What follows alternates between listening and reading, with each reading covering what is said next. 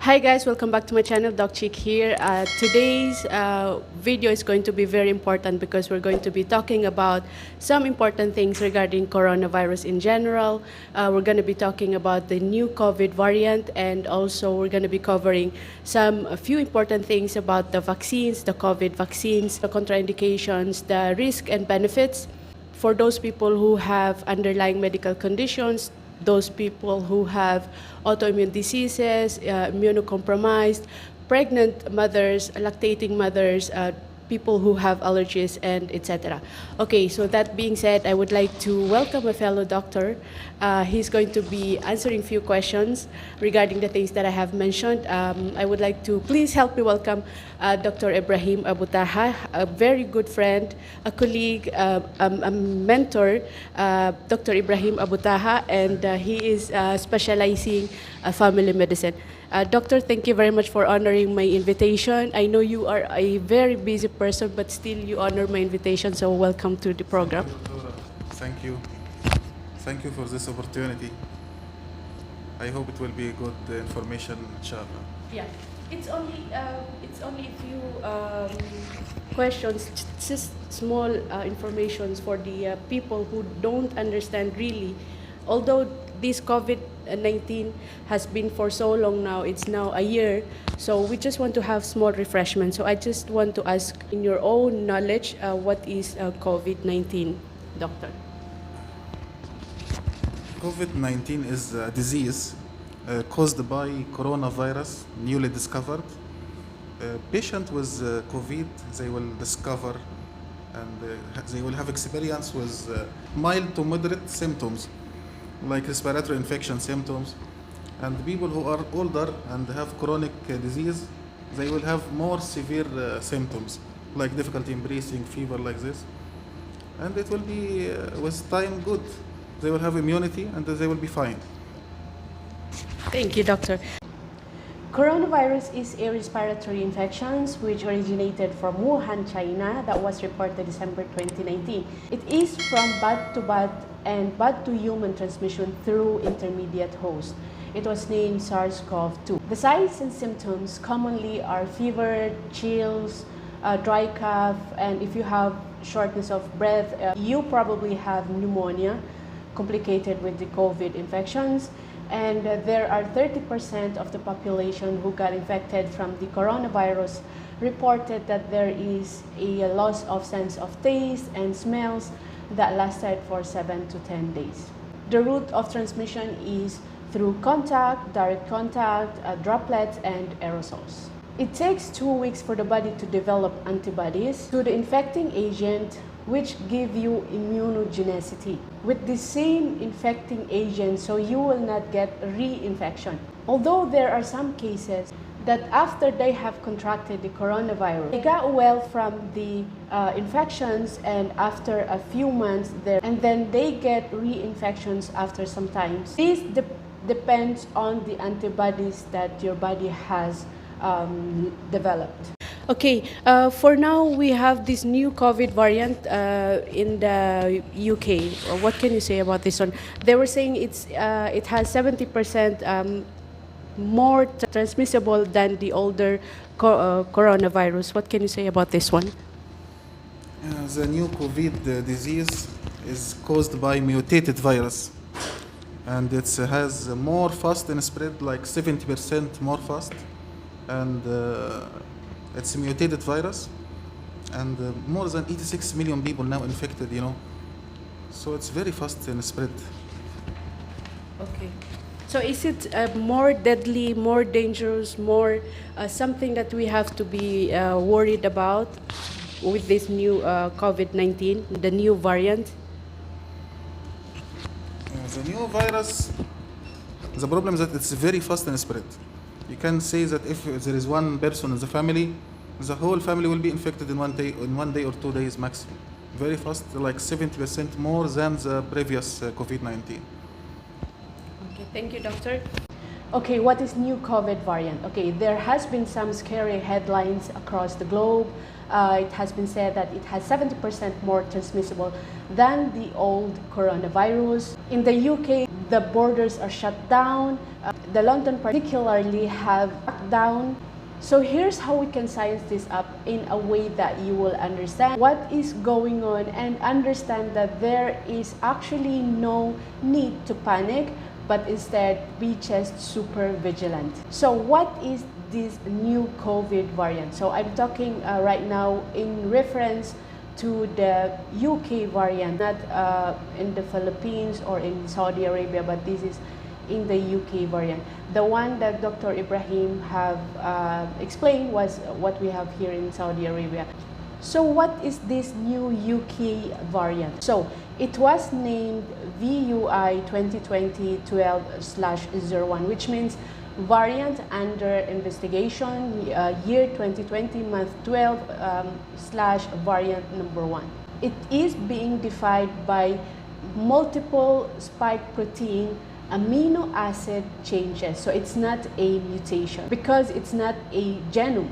It has only a amino acid changes which has 2 deletions. That's deletions 69/70, deletions 140, and it has 7 amino acid changes, namely N501I, A570D, D614G, P681H, T7161, 598-2A, and D118H.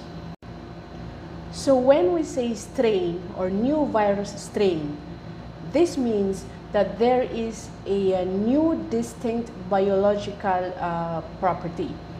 But in the case of coronavirus, which it doesn't have, it is only a variant. It's not a strain since there are no changes in the distinct biological property, which none have proven and implications for human transmission. The hype about this new variant is unwarranted. Certainly, it has to be paid attention to, it has to be studied. There's no enough data saying that it has a higher transmission, because in order for it to be concluded, it has to be studied very carefully. You need to do an experiment with the virus to prove that it has a high transmissibility.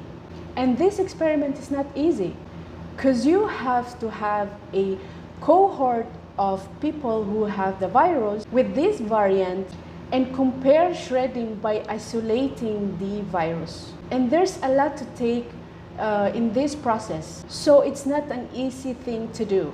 So what we should do is don't panic, but still be very vigilant, get vaccinated, and move on with this scary headline. And continue masking, distancing, and hand washing. Okay, another question regarding the COVID vaccine, because there are still no enough data, because it was released under emergency use approval, so it's not yet approved by the FDA. So there are so many data that has not yet been studied. So I want to know your opinion regarding those people who have autoimmune disease like rheumatoid arthritis, lupus, sugar disease, for those who have immunocompromised like HIV, and for those who have like the cancer patient taking chemotherapy, the pregnant mothers, lactating mothers. Is it safe for them to get the COVID-19 vaccine? The vaccine is safe and well tolerated because it's mRNA virus. It's not live virus. It's just mRNA. It's like part of the nucleus of the virus. So it's safe and well tolerated, no problem. Anyone can take it, even pregnant woman or breastfeeding woman. But still some trials. Still there is trials. And it's not a long time now, it's only short time. There is no more data, no more studies. We are still waiting for more trials, clinical trials. But it's safe and well tolerated. COVID vaccine in people with underlying medical conditions such as autoimmune diseases like rheumatoid arthritis, lupus, sugar disease, people with immunocompromise or immune dysfunctions like HIV, people with cancer doing the chemo, pregnant mothers, lactating mothers, people who have allergies, and etc.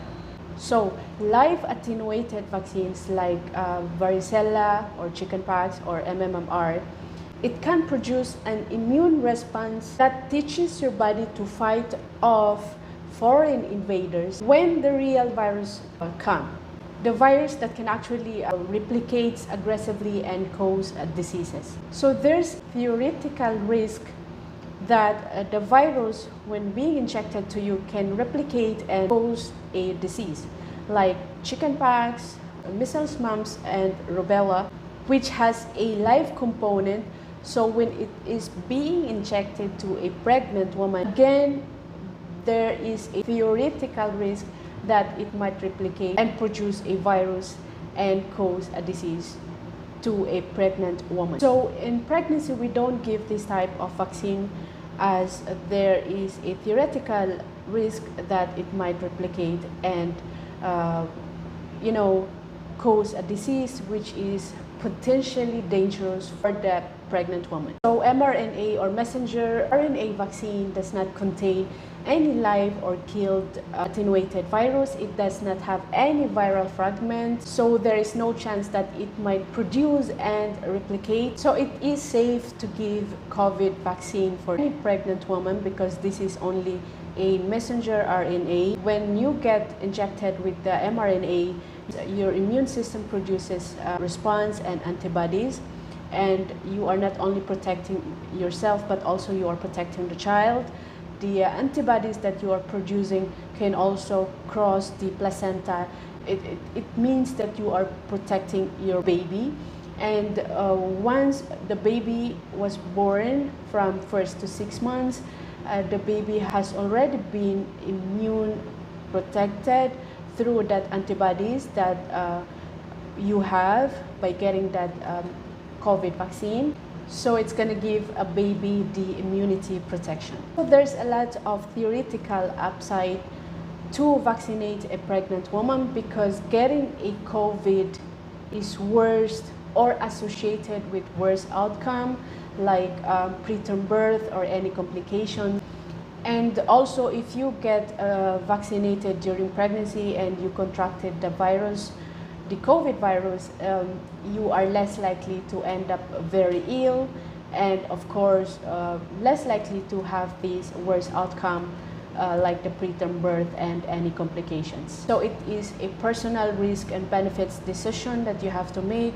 The risk is that there are no data that has done regarding vaccinations of pregnant women with this COVID vaccine. It was only based on observational studies. There's really none that has been seen so far theoretically. But according to the American Association of Obstetrics and Gynecologists, they say there should not be any reason why not to take the COVID-19 vaccine. For lactating mothers, there are no reason why you should not take the vaccines, as when you get injected with the COVID vaccines, you produce antibodies, and these antibodies can cross the breast milk, and thus you are giving an immunity protection to your baby because of these antibodies. So pregnant mothers and lactating mothers can make a sensible personal risk and benefits decision by talking to your doctors whether to take the vaccine or not. COVID vaccine with people in autoimmune diseases like rheumatoid arthritis, lupus, sugar disease. Okay, so here's the thing. According to the authority, the CDC, they were saying that this is specifically something that they have not studied yet. So there is no data regarding giving a vaccine with the people who has autoimmune diseases. But here's the thing. If you have the autoimmune disease, the likelihood of you getting sick from the COVID infection or COVID virus is higher because you're taking a immunosuppressant drugs. It's vastly better if you weigh the risk and the benefits whether you take the vaccine or you get the COVID infection. Even though there are no data studied, so it's a personal risk and benefit decision. So people with immune compromise or immune dysfunctions. So you might be someone who are taking medications to suppress the immune system, or someone living in an HIV, or someone who have cancer and undergoing chemotherapy. By the way, there are HIV people who are included in the clinical trials of this vaccine. That's according to the CDC.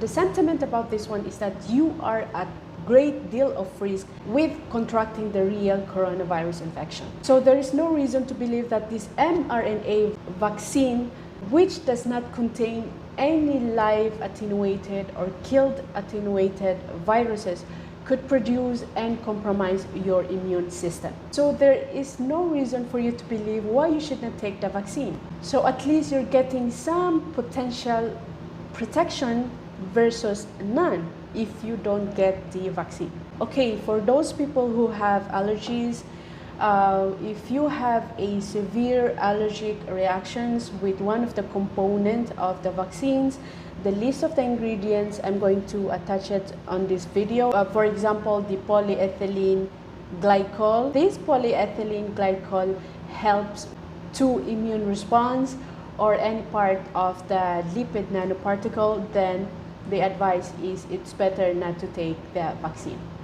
Thank you so much, doctors.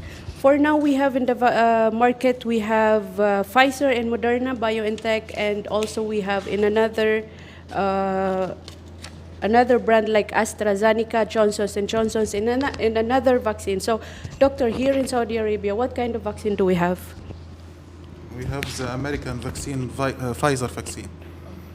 So it's a Pfizer. It's Pfizer vaccine. Pfizer vaccine.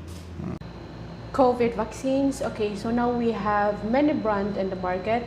We have the Pfizer, BioNTech, and Moderna that was used under emergency use approval. It was not approved by the DFA. That's why we have to use it under emergency use authority. So these Pfizer / BioNTech and Moderna, they are a mRNA vaccine, which is not like the old and traditional method of making a vaccine.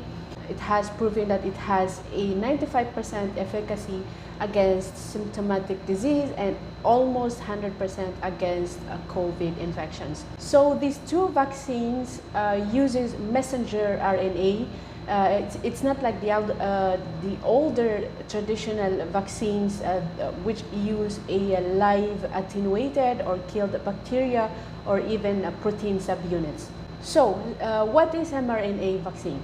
It is a synthetically made messenger RNA which the genetic blueprint signals to the cells of the body to start manufacturing a protein into the body, and this protein is the spike protein, which is the spike protein of the coronavirus. So when you are being injected with the COVID vaccine, your immune system recognizes it, and then your immune system reacts accordingly. And then when this happens, there will be a lot of things that's going to happen inside your body. You know, the WBC, in a whole lot of dramas, these chemical signals sending into your body, to your blood, you know, all these cytokines, interleukins, interferons, and the antibodies. Antibodies are a proteins that attaches to the pieces of the foreign invaders, so the body is protected when you contracted the virus. So in this process, sometimes there could be some symptoms like arm pain, fever, chills, muscle pain, body ache, fatigue, and nausea. This is just like with any flu shots or any vaccines that we get. This only means that your body is reacting on the vaccine that was injected into you, and this is called a immunologic reactions or response to the vaccine. Okay, so for the Pfizer, BioNTech, and Moderna, it is given 2 separate doses, 3 weeks apart.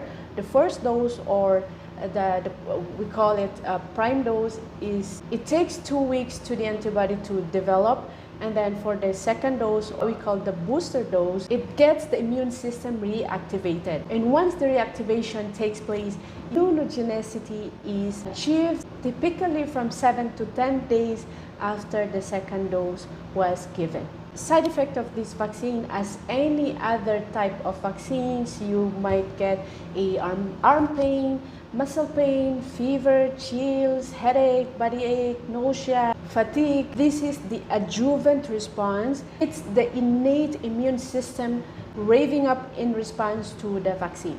Pfizer, BioNTech, and Moderna are mRNA vaccines, should be kept in a super cold temperature because an mRNA is a very fragile, so it has to be cased in a lipid nanoparticle. These nanoparticles are tiny fat chemicals called lipid. Lipid nanoparticle protects the messenger RNA from being destroyed. Lipid nanoparticle is like a butter that it softens and it melts if you expose it into a warm area or environment. For the Pfizer BioNTech, it has to be kept at temperature negative 100 degrees Fahrenheit or negative 75 degrees Celsius. For Moderna, it has to be kept at negative 40 degrees Fahrenheit or negative 20 degrees Celsius. The thing about Moderna is that it can be kept stable for 30 days at a 36 to 46 degrees Fahrenheit or 2 to 8 degrees Celsius, which is a temperature of a standard home refrigerator. We have also other brands in the market like AstraZaneca, Johnson's & Johnson's, and Novavax, which are currently on the phase 3 clinical trials. AstraZaneca is an example of a vector vaccine. It is made in Britain at Oxford University. They use a killed virus which are genetically modified in the lab to be harmless. Johnson's & Johnson's is also a recombinant vaccine, just like the AstraZeneca. Other vaccine like Novavax, Sanofi, and GlaxoSmithKline, Sinopharm, Sinovac, they are also other type of vaccine that are currently in the clinical trials, and they use the traditional method of vaccines, live or killed attenuated virus and protein subunits. So in your own opinion, doctor, everybody should take the vaccine. For those people who are in doubt if they will take the vaccine or no, so in your own opinion as a family medicine, what can you advise them? And also, if you have the vaccination, is it safe for you that you will no longer contract the infection or transmit the infection? Vaccine is important to limit the spread of infection. Everyone needs to take the vaccine. It's available now for people above 16 years old, and very important to stop the spread. Everyone should be vaccinated, and there is no any problem with the vaccine. It's vaccine. It's safe and well tolerated. It's okay. Anyone can take it. No problem. Okay, so because now, doctor, I know you are a very busy person, so we just stole from your busy and hectic schedule. So I really appreciate your time for honoring my invitations. And final word, do you have any advice for those people out there regarding this COVID-19 and the new COVID variant? People should be careful during their life. They should use their face mask. They should keep away from the crowded places. They should keep well hygiene, washing hands, using alcohol. It's very important in this time until we all vaccinated and will be finished. I hope that soon. Okay. So any last question, how do you see 2021? Is it going to be a good year regarding the coronavirus and in general? It will be a good year. It will be a good year because now we know now about the nature of the virus. We know how to keep away from it, how to protect ourselves. It will be much better than before. Thank you so much, Dr. Ibrahim, for coming onto my video. It's an honor. I really appreciate your time. I know you have a very hectic schedule, but you still honor my invitation. Thank you so much, guys, for watching. If you like what you saw, please give it a thumbs up and don't forget to subscribe. And if you have any question, you can just leave on the comment section, and I'll see you on another video. Bye.